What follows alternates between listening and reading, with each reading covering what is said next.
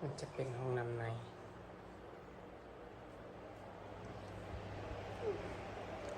อันนี้ก็เป็นห้องนอน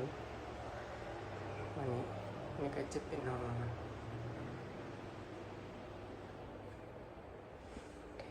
ตู้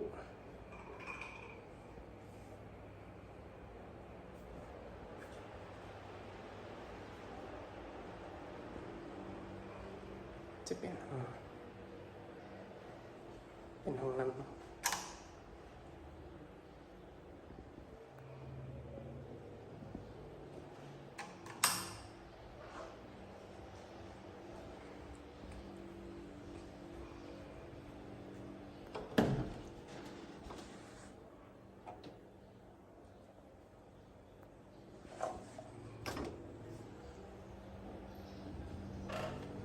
มันจะเป็นครัว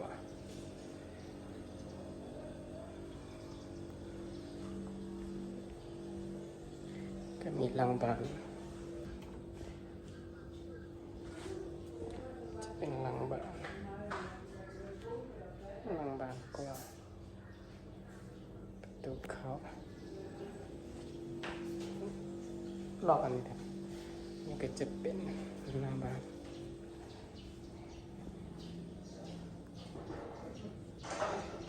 ก็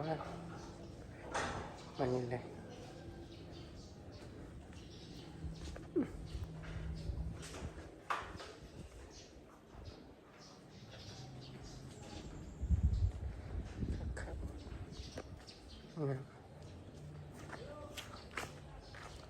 จะ